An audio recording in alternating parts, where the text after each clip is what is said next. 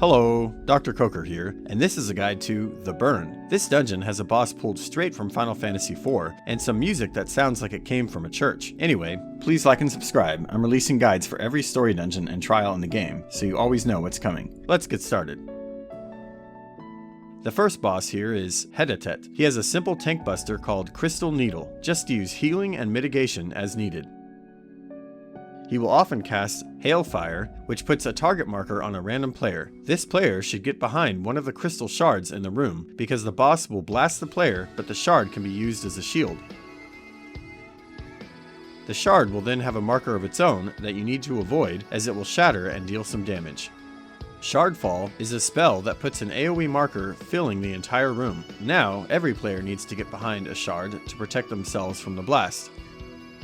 This is always followed by Dissonance, which also puts a marker covering the entire floor, but this time there's a safe space right in the boss's hitbox, so all players need to quickly stack on the boss to avoid the damage. Sometime later, a new set of crystal shards will spawn in for players to use again. Shard Strike is a spell that puts spread apart markers on all players. Players need to spread apart, but also try to avoid overlapping with the crystal shard, as it will be destroyed when the strike lands.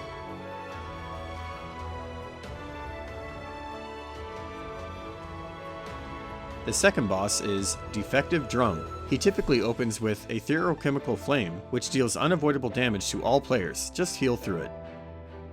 At some point, you'll see the boss barf some green stuff toward one player. Just stay out of it to avoid damage and a debuff. This is followed by Full Throttle, where the boss goes away and 5 mining drones will appear, corresponding to the 5 lanes on the floor. Players need to quickly find which one appears to be having a bad day and stand in its lane. After a few seconds, all of them, except for that one, will rush forward. If you're in one of their lanes, you'll take heavy damage and be pushed into the fire. Etherochemical Coil is a tank buster, but it doesn't have the usual tank buster marker, and it actually hits in a cone. So if you see this casting and you're not the tank, get away from the boss's front. Later in the fight, Rock Biters will spawn, and after a few seconds, they sweep across the arena dealing heavy damage. Just make sure you aren't standing in one's path. Later, this will happen simultaneously with the drones, and you'll have to watch out for both. The boss will also sometimes spawn an ad, just kill it quickly. The final boss here is Mist Dragon. He often casts Rime Wreath, which deals unavoidable damage to all players. Just heal through it.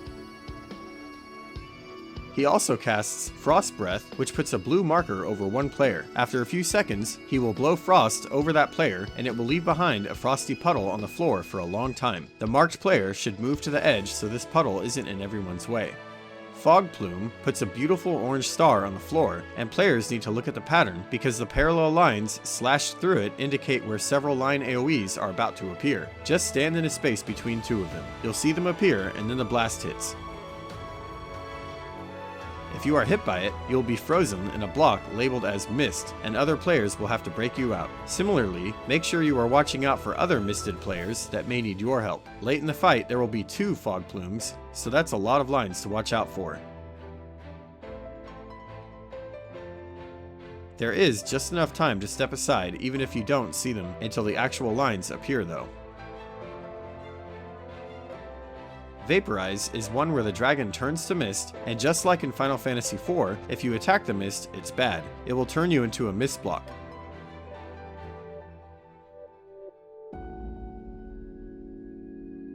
Instead, attack the ads that spawn at this time, and fast. There will be an expanding orange circle, and they all need to die before it reaches the edge. If your group struggles with this, I do not recommend focus targeting. The best strategy here is for everyone to burn whatever is closest to them, and of course run to the next closest when yours dies. Once they're dead, the orange circle stops expanding, and it freezes anyone touching it.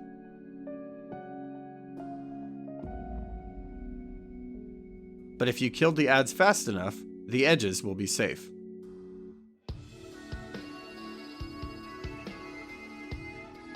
Deep Fog is a bit of a pain. The boss will fly off and the whole arena will be foggy. He will do large line AoEs down the center, but they happen very fast and are difficult to avoid. For this reason, I suggest that everyone just scatters around so that you guarantee that not all players are frozen, and the ones that didn't get hit can break free the ones that did. Touchdown is a simple proximity marker. Just run far from the pulsing center to minimize the damage.